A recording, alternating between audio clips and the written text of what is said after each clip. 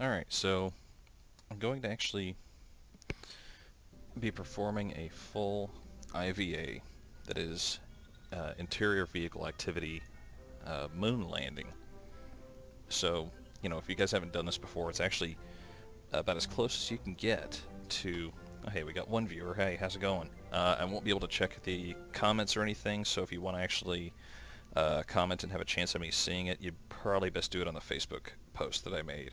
Because I'm not cool enough to have figured out the rest of it yet. But yeah, so full IVA moon landing. It's a lot of fun, and let me know if you can hear me and all that too, because my mic is I'm still getting all that worked out. This is my first stream ever, so but yeah. So this is the ship. It's basically a Saturn V style, all the way down, and I tried to make it as realistic as possible. You can see the staging here is fairly complex. But what I've done is I've included the shroud with the escape tower and everything. This was something that they actually used during Apollo to protect the command module. Whenever the launch escape system fired, basically, it would protect everybody from getting burned up by the solid rocket motors. So we're going to put that back on because we'll need it later. We have our command service module. Got our wonderful high gain antenna over here.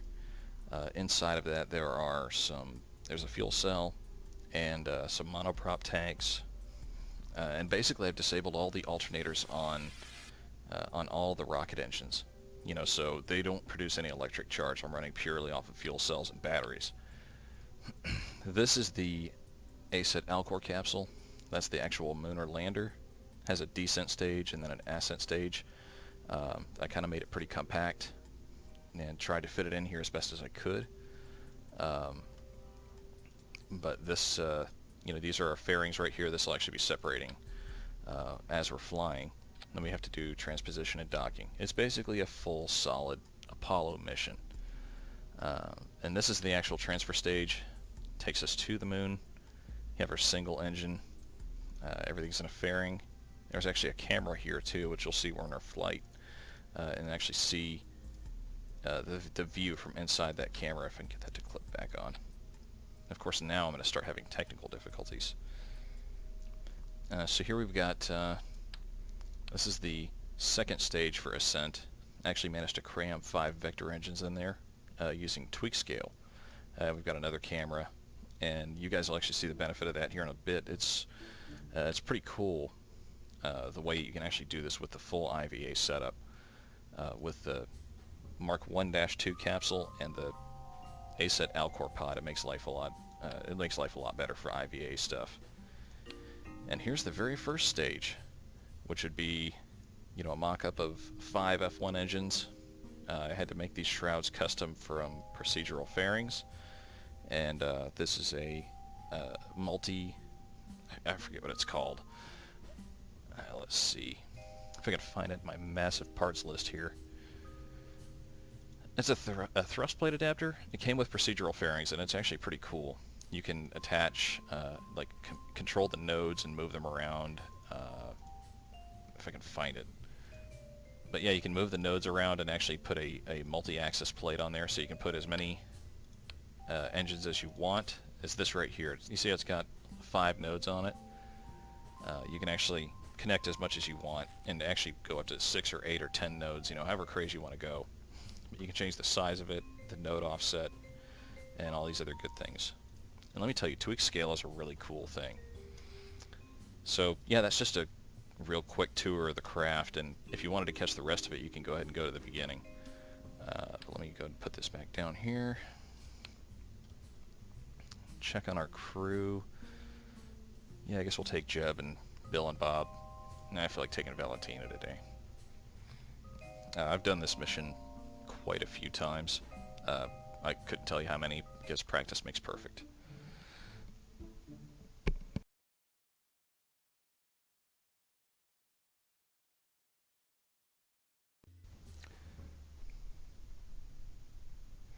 So yeah, this is it. Now I'm actually going to warp ahead so we're in daytime. It'll make life a little bit easier for y'all seeing everything.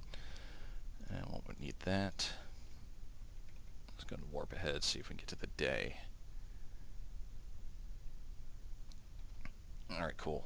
Now we're in daytime. So you'll be able to see a lot more what's going on inside the cabin. Okay, so let's go inside. Full IVA activity. Now this is the Mark 1-2 pod. It is a revamped IVA by the same guy that did the Alcor capsule, and he has done a fantastic job on this. It was unsupported for a long time, and finally he got around to updating it. It's got pretty much everything you could need. So, you know, all this staging and everything right here, we are not going to use it. We're just going to use the information from these displays and you know, anything we can glean from inside the capsule. So we've got backlighting for all of our controls. You've got interior lights if you want them, you know, so you can actually see. I actually leave them off most of the time. And all sorts of switches and buttons and all sorts of things. Got a generator panel here, lets you know, hey, cool, fuel cell's working. We've got power generation. These don't really do anything, but that's okay. This call recovery team, this actually does work as long as you are landed on Kerbin, but I've found that it kind of glitches out the game. Here we have the MechJeb full control panel.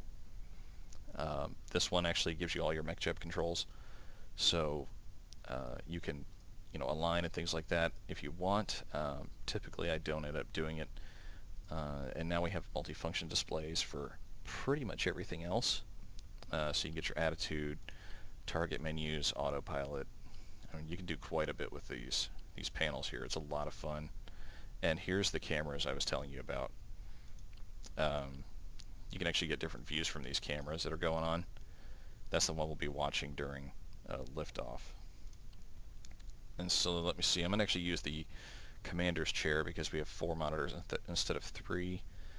I just prefer this one. So let's go ahead and get that up. We're definitely going to need it. And let's make sure our crew's in good shape. Gives you full crew stats. You've got a whole panel here for all of your action groups. And we've got some graphs here to show you things like your altitude, apo-apps, peri-apps, speed, dynamic pressure, and shield, which I haven't exactly figured out what that means. You also have some bar graphs for the same thing here. Dynamic pressure is something we'll be watching when we're actually flying, because we're trying to avoid max Q. You know, this max dynamic pressure. That's what you always hear them talk about during launch. Alright, so let's see, voiced altitude controls. Let's go to precision control. I'm not going to use RCS yet. Need SAS. And let's go to extra cams. Make sure we get everything else set up here. Oh, and this abort button does work, by the way. So yeah, if I were to hit this, my capsule would be flung off into, you know, off of the rest of the rocket. So I don't want to avoid using that right now. But let's see. So it looks like everything's ready to rock and roll. So let's go full throttle and light this candle.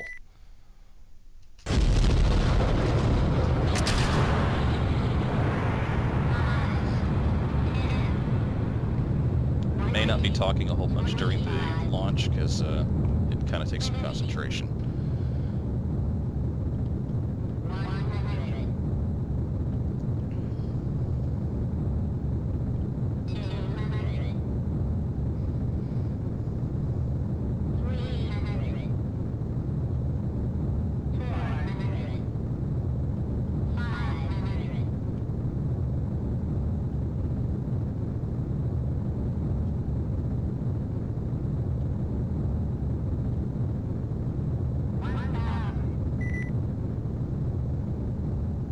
Check out dynamic pressure here.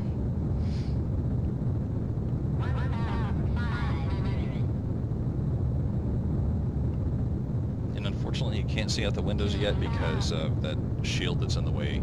That will be jettisoned later with the launch escape system.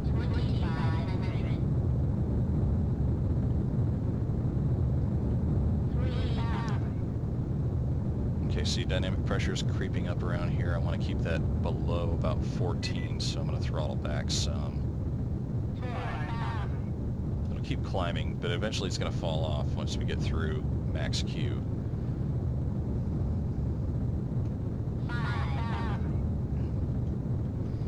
start our gravity turn just ever so slightly. It's the most efficient way to do it.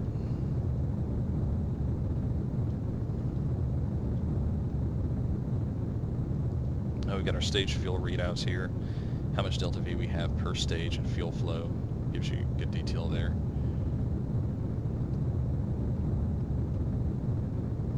And typically I like to be at almost 45 degrees pitch when I get to about 10,000 or about 20 or 30,000 apo or periaps.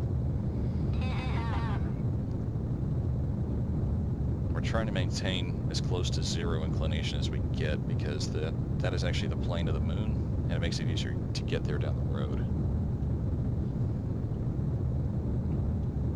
And I don't know if you can see the frame rate counter, but I'm at 13 frames per second right now, so it's kind of while these mods are very taxing on almost any system. Doesn't matter what you're using.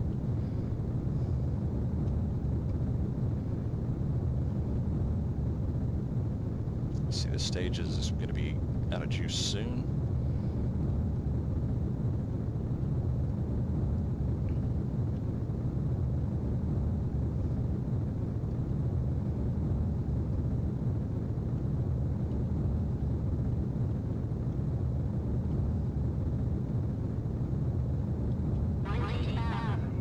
And we're about to be through with the first stage. We'll jettison that and move on to the next.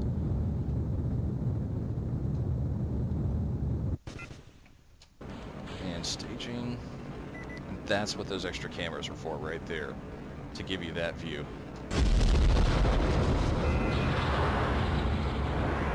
And now we're going to jettison the launch escape tower.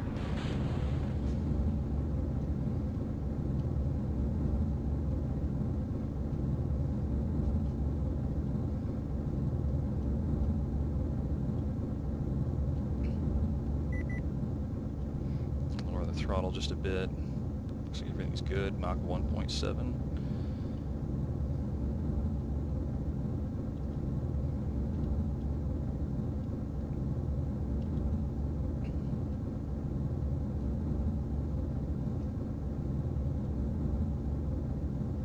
Let's see which window. There is Kerbin right there out of that window.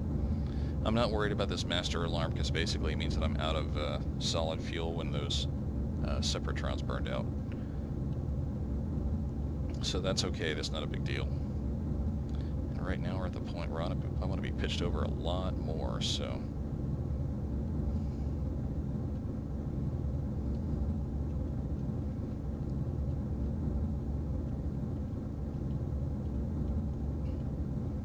See, my electric charge is going down. I have all the alternators turned off, so I am not regaining electricity right now.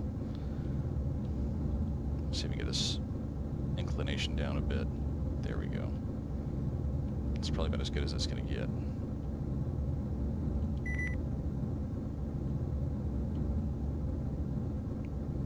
Oh, we have our mission timers down here. This would be a good thing to see.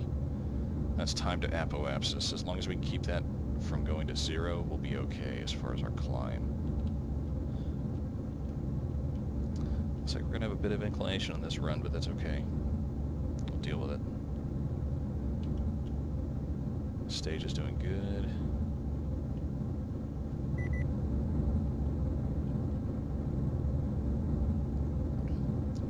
Looks like Bob's panicking a little bit back there. He'll be okay. It's okay, Bob. Bob, calm down.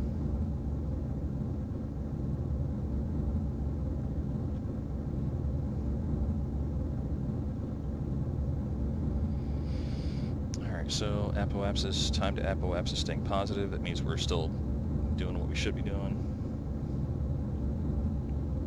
And we're getting through our second stage here. This one will be burning out shortly. By the way, Scatterer does some weird things with the external cameras. If you notice the kind of weird shadows and stuff on it, that's Scatterer's fault. It's always a pain in the butt. What can you do? All right, staging.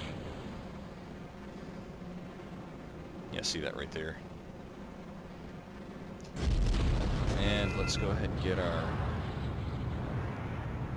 periaps, or apoapsis, up to a good height, about 170 or something like that ought to be good. And we'll work on getting to the moon.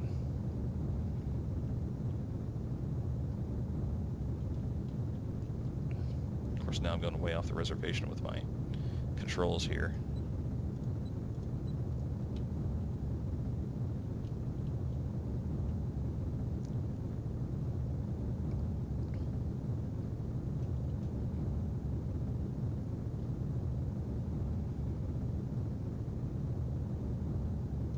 Alright, there we go. And we are almost in space. So let's go ahead and turn on our fuel cell to get some of that electricity back.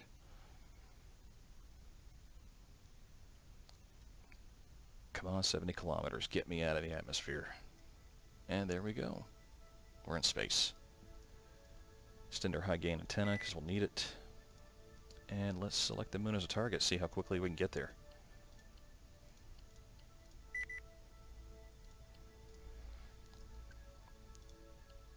That's not what I want. That's what I want. Okay, you see I have phase angle of 259. That actually needs to be close to 0 so when you want to start your burn. This only works for the moon, and it doesn't really work for any of the other ones. So let's see here. Where's our time to apoapse? See, we got 10 minutes time to apoapsis, and then we got phase angle is going to be 0 degrees at, in 23 minutes. So basically we would actually re-enter before, we get a chance to actually go through and burn towards the moon. So let's do this. This is so I don't have to go into map mode and make any nodes. It just makes my life a little bit easier. And, before anybody says, oh, MechJeb is cheating, it's not cheating. They use the same thing in the Apollo program. It's what landed man on the moon. Alright, so let's go ahead and align to the node. There's a reach over here. Pardon my reach there. Valentina, I know you're the pilot, but you'll get over it. So now we've got our burn time, estimated burn in. There's the delta V, the amount of time we actually have to burn the engines. So it gives you all this information. It's actually really cool. Now we've got our undock and our abort too. We're not going to worry about that yet. And let's see, different controls here. Alright, so now we're aligned for our node. Let's go ahead and get timed node. We got 9:51, it's warp ahead. And one thing when you're burning towards a node is you always want to take your burn time and divide it in half. And you want to start kind of halfway before. So you see how the burn time is 5.8 seconds, let's call it 6. So we're going to start the burn no earlier than 3 seconds before the actual node. Whoop, I missed it. See, that's what happens when you get distracted by live streaming and all that. Let's see, and that's circular enough for me. Clear node, alright, cool.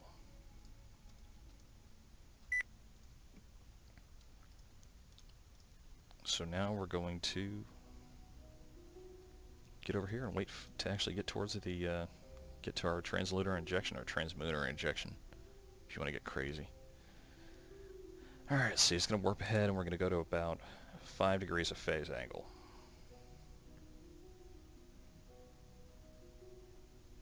I know this is the part that's kind of boring. It's like going to Pittsburgh almost.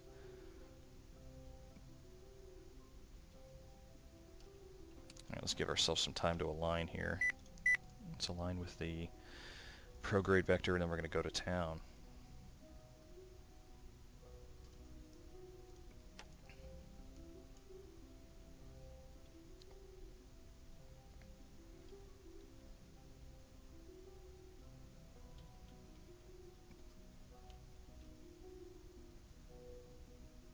Come back here.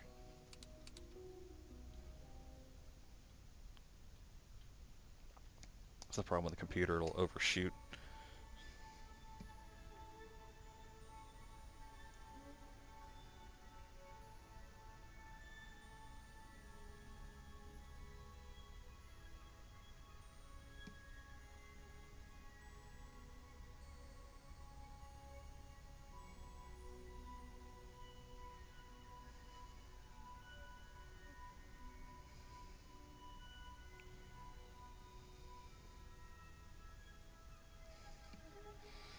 Alright, so coming up about 5 degrees. We're going to actually start our burn here shortly. Let's see. Give it just a bit longer. And as long as we're pointed prograde, this is all we need to do for a moon burn. Just point prograde and fire on till morning. Let's see, where's Kerbin? This is another thing I like about this mod. You get beautiful views like that out the window. And that's with Scatterer and SVE installed. And it just makes everything look so much prettier in this game. Alright, so we get our total delta V required. Once that gets down to 0, we're pretty much there. So we're just going to burn on until we get to the moon. And pretty soon it'll actually show our course changing with the patched conics as soon as we get to the sphere of influence there. So there we go. Pretty much there, and that's it. We're on our way. See, that's what I'm talking about right there. That is what makes this so much fun. And of course I can't waste all my electricity looking at the looking at Kerbin, because that would just, you know, I'd be totally screwed. So let's get halfway out of our course here, and then I'll turn around and take another look at the planet. And then we'll actually get the landing module and see what we can do. Okay, so that's about halfway.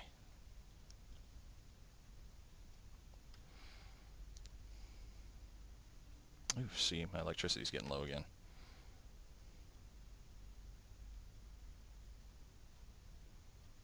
Did we have no liquid fuel left in that stage? Because that would be pretty bad. Well, it's a good thing we're done with it. Come on, Kerbin, where are you?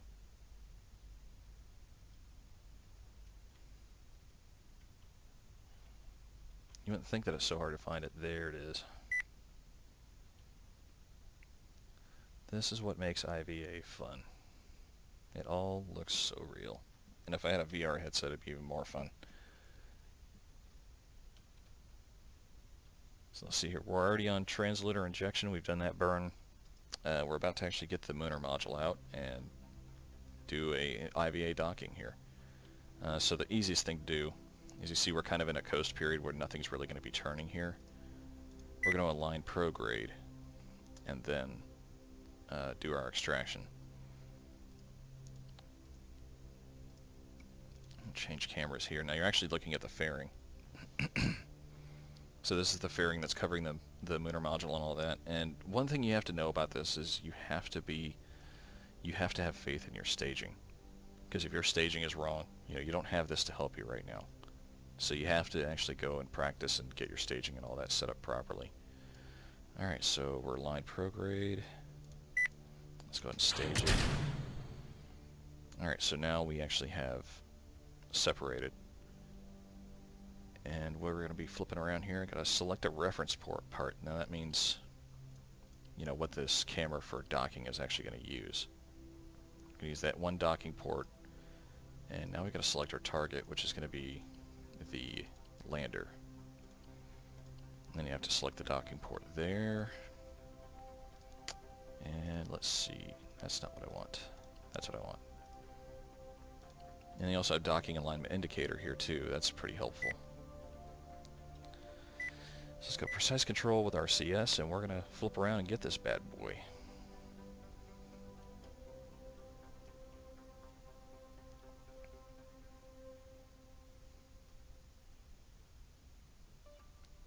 And I'm not used to actually listening to the stock KSP music anymore. It's I'm more used to listening to my own stuff when I'm doing this. Alright, so let's see. Now we can see our Mooner module right there. And actually get aligned to come in and dock this puppy. And docking alignment indicator is really useful too. So you can go in here and do this number. Alright, cool. So the orange indicator is actually the alignment with the other docking port, as far as being parallel to it. And the green one is actually positioning it in a different way. So we're going to actually thrust ahead, And let's see. I am getting a phone call. I'm going to have to pause this for a minute, guys. I'm sorry.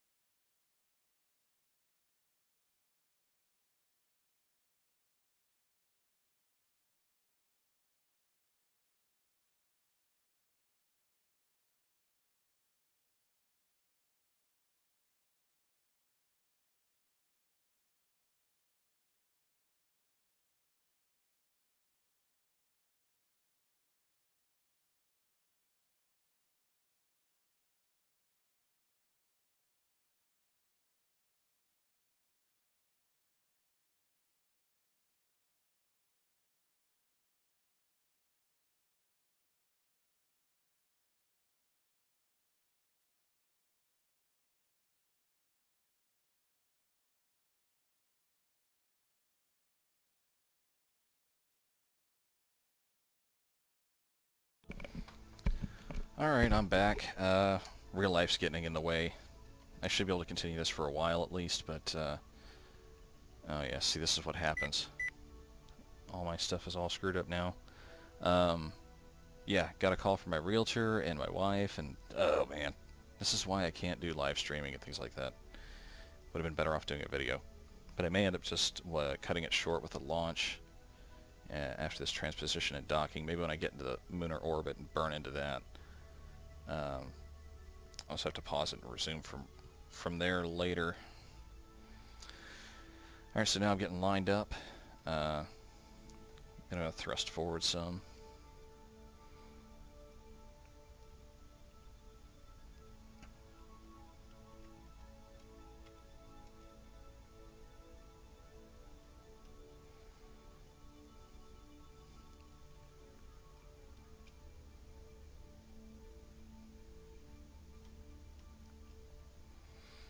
Alright, so now we're lined up, ready to rock and roll with docking.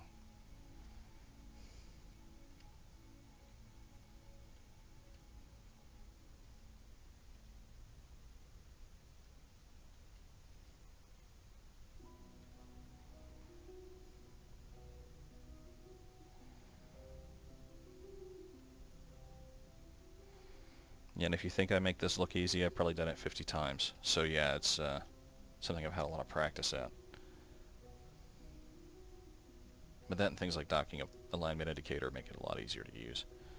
Alright, so let's turn off RCS and all this other stuff and just coast on in.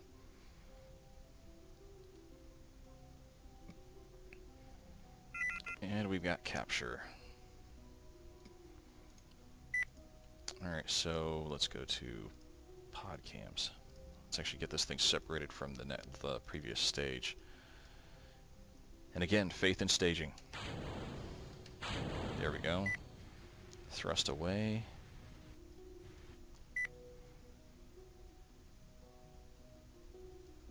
Let's turn that off. We don't need it right now.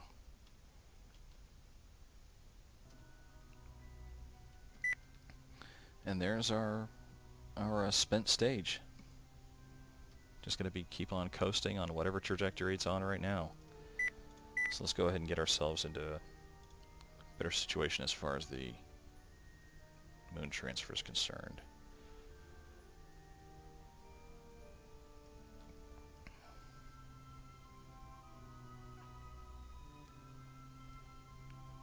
Alright, so we're all set there. I'm going to go and warp ahead and get us there quicker.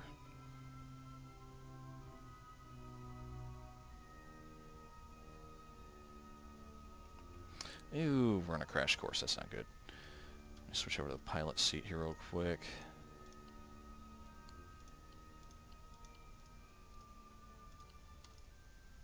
Let's go radial plus. We're going to need that. Oh, and I still need to stage my engine too, because my engine is not on. There we go. Now we have an engine. Let me go and lock that. And let's get ourselves into not a crash course, because not a crash course would be good.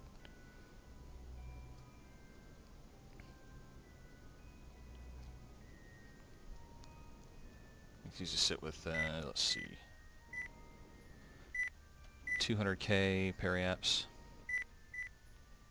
and we'll go with that.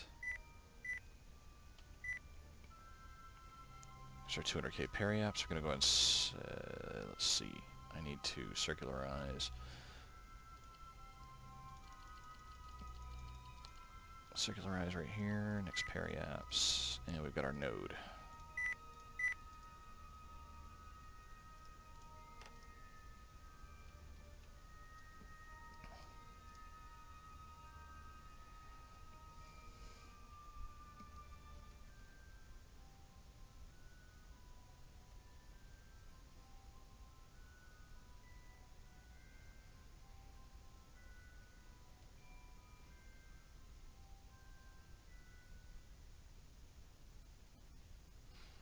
And let's see here, about to get up to circularization, that's always good.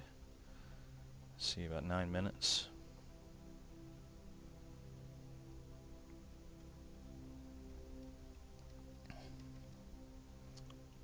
Alright, so we're going to go and rock and roll with this. Get down to 11, actually 9 or 10 seconds, we're going to start our burn. Right there.